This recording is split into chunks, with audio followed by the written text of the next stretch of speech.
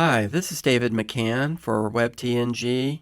In this video, I'm looking at a new development in the ongoing disruption in the WordPress community that came out into the public in September in the dispute between Matt Mullenweg Automatic on the one side and WP Engine on the other, and everything that's followed from there.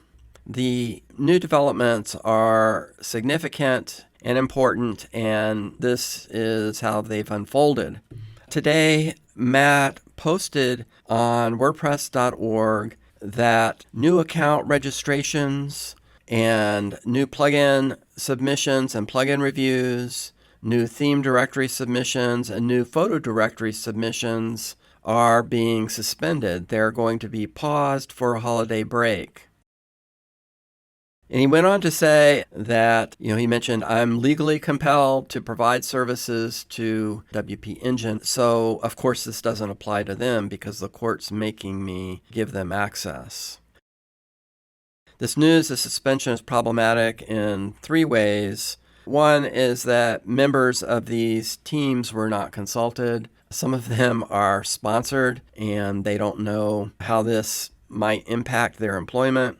Two, back when the login form for WordPress.org had a check mark that said, I'm not affiliated with WordPress Engine in order to log in, Matt changed the sign up for WordCamps so that people signing up for a WordCamp had to have a WordPress.org account and log in to WordPress.org before they could buy a ticket for WordCamp. And that way, people who go to WordCamps would have to confirm that they were not affiliated with WP Engine.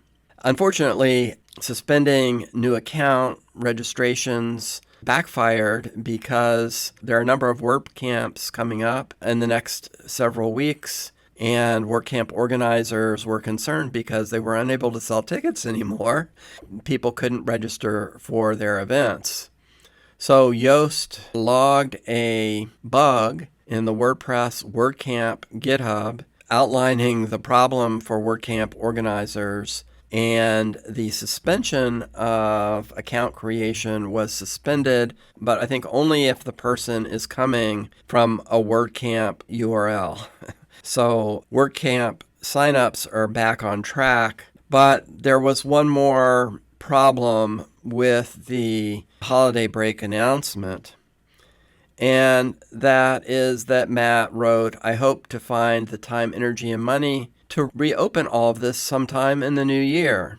So basically, he's flexing his ownership muscle by saying, I don't know when this will open back up, and, making it obvious that it's totally up to him. So apparently, this was the last straw for Yoast. Last week, he wrote an article basically saying that it seemed the WordPress project had lost its way, there wasn't clear direction, and that important aspects of WordPress have been neglected because all the attention has been on Gutenberg for the past several years. But now in this article, he goes a step further, basically saying that the current status quo, where there's one person in charge of the WordPress project, and at their whim, they can throw things into a spiral, that's no longer acceptable and that we need to make a change. He mentions the open letter anonymously signed by 20 people who the repository confirmed are core contributors or others high profile in the WordPress project. And he says that it's a time for a change in leadership. And what needs to happen is that there needs to be a foundation-like entity that has a board of people to direct the project, that the WordPress.org and other important community assets, like the social accounts and other important community assets, which are currently owned personally by Matt, are handed over to that foundation, that the WordPress trademarks are secured in a way that people aren't under threat for offering services like WordPress hosting or WordPress support, and that people in the community, people and companies, developers can donate to this foundation and support the project. First step, he says, is that there needs to be federated and independent repositories so that what happened to advanced custom fields can't happen again to other people who are contributing free themes and plugins for the project. Further, Yoast volunteers that he's willing to coordinate and help lead the effort to establish this new government structure. And I think that this is significant because Yoast is very well respected and has a standing not only in the WordPress community, but in the larger tech community. And Karen Marucci, who's the CEO of Crowd Favorite, a large enterprise agency, is in agreement with Yoast that it's time to articulate a vision for the project, to set up the commons, the infrastructure that can be run by a nonprofit.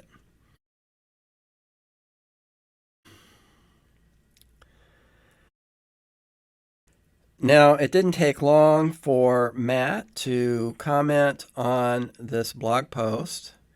He said, "I think it's a great idea for you to lead and do under a name other than WordPress.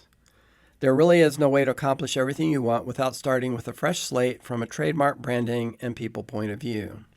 And so basically he's saying, fine, go ahead, but he's not interested in giving up any of his positions or control so that this governance structure could incorporate the current WordPress.org and other community resources. And the mention of under a name other than WordPress and trademark, I think, makes it clear, again, a quiet flex there of his muscle, that he might not cooperate with this project. One last development that happened today is the people from Aspire Press who've been working on a decentralized update mechanism, update servers for core plugins and themes. They put up a form where people can sign up who are interested in working on an alternative, on a new project under a community governance structure. And there is the option on this form to have your submission stay private if you like. But this way you would get on their contact list, mailing list for information as things developed. I signed up here this afternoon. So I'm not sure exactly what all of these developments mean for the future of the WordPress project. If Matt's unwillingness to cede any control and perhaps not even cooperate might mean that a fork is inevitable. But some people have also suggested the possibility of a distribution-like model similar to Linux distributions. I imagine that might involve something where a few weeks after a WordPress release, there would be an open community release, or whatever it's called, where they've gone through and removed the WordPress trademarks and the hard-coded links to WordPress.org, and they add in the new features and enhancements and updates based on the roadmap and focused on things in addition to Gutenberg. So that might be an interesting alternative. We'll have to see how practical that is. In any event, I think the fact that some well-respected figures have stepped forward and expressed not only the need for a break with the current status quo, but also a willingness to take an active part, I think those developments are significant, and I think we'll hear more in the coming year.